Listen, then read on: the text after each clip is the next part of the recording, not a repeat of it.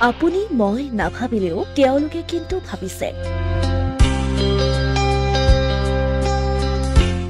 ধুবুৰীৰ একাংশ প্ৰকৃতিপ্ৰেমীৰ ব্যতিক্ৰমী পদক্ষেপ গৰাকীহীন জীৱ-জন্তুৰ বাবে আগবঢ়াইছে সহায়ৰ হাত।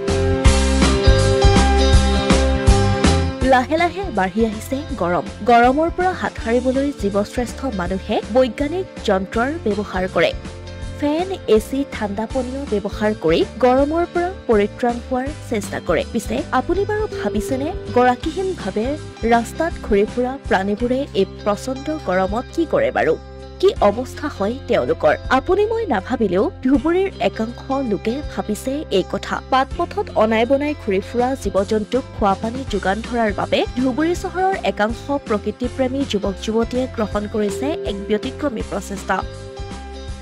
ধুবুৰী চহৰৰ বিশিষ্ট সমাজকৰ্মী তথা প্ৰকৃতিপ্ৰেমী যুৱক দীপাংকৰ মজুমদাৰৰ নেতৃত্বত চহৰখনৰ একাংশ যুৱক-যুৱতীয়ে নিজা উদ্যোগতেই মাটিৰ পাত্ৰকে ধৰি অন্যান্য সামগ্ৰী ক্ৰয় কৰি আনি চহৰখনৰ 10টাকৈ স্থানত জীৱ-জন্তুৰ বাবে বিশেষকৈ গৰু, ছাগলী, কুকুৰ আদিৰ খোৱা পানীৰ ব্যৱস্থা কৰি দিয়া চহৰখনৰ ৰাইজে যুৱক-যুৱতীসকলৰ প্ৰচেষ্টাক ভূয়সী প্ৰশংসা কৰিছে। সকলোকে এইটোৱে ভাবিব লাগিব যে মানে মানুহেতো নিজে ল'ব পাৰে, খাব পাৰে, কিন্তু জীৱ-জন্তু এইটো ল'ব নোৱাৰে, খাব নোৱাৰে। চবৰে মনত এই ভাষাত এইটো ভাৱ নাহে।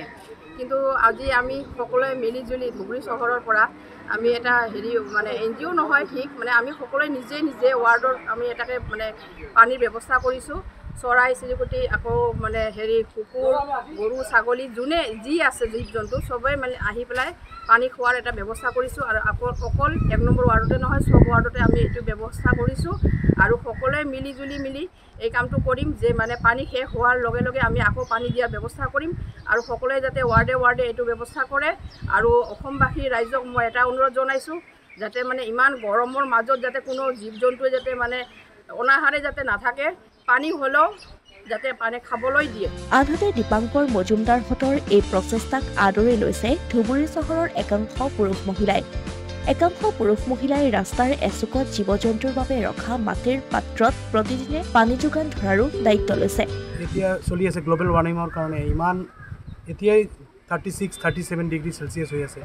এই যিবিলাক জন্তুৱে ক'ব নোৱাৰে তেওঁলোকক দেখিছোঁ ধুবুৰী টাউনৰ ভিতৰত খুব অস্থিৰতাৰ ভিতৰত ভুগি আছিলে, মানে মোৰ মনত হৈছিলে। এইকাৰণে এদিন ধৰি মই চিন্তা কৰি আছিলোঁ যে কেনেকৈ বস্তুটো ছল্ভ কৰা যায়। এইকাৰণে পূৰা ধুবুৰীৰ 10টা ঠাইত আমৰা এটা প্ল্যান কৰিছোঁ যে এনেকৈ এটা পানীৰ এটা ব্যৱস্থা কৰিলে এই জন্তু জানোৱাৰ যিবিলাকে কথা ক'ব নোৱাৰে বা গৰু, কুকুৰ, আমাৰ পাখিবিলাক আছে, এইবিলাকে অলপমান যদি পানীৰ ব্যৱস্থা এটা কৰিব পাৰোঁ আমৰা, এই প্ৰচেষ্টাতে আমৰা এই কামটো কৰিম। কোন অঞ্চল? ধুবুৰী টাউনৰ সব অঞ্চলতে এতিয়া আমৰা 2 নম্বৰ ৱাৰ্ড, 1 নম্বৰ ৱাৰ্ড, শান্তিনগৰ, পেয়াৰী মহল্লান পুৰো এন্টায়াৰ ধুবুৰীটো লৈ পেলাই আমৰা একটা প্ৰচেষ্টা চলি আছে। ব্যক্তিগতভাৱে কৰিছোঁ, কিন্তু বাকি সবাক মই জিনিসটো বুঝাইছোঁ যে এনেকৈ কৰিলে ভাল হ'ব। সবাই মোৰ লগত আহিছে আৰু সবাই মিলি পেলাই তোৰ কাম হ'ব লাগে।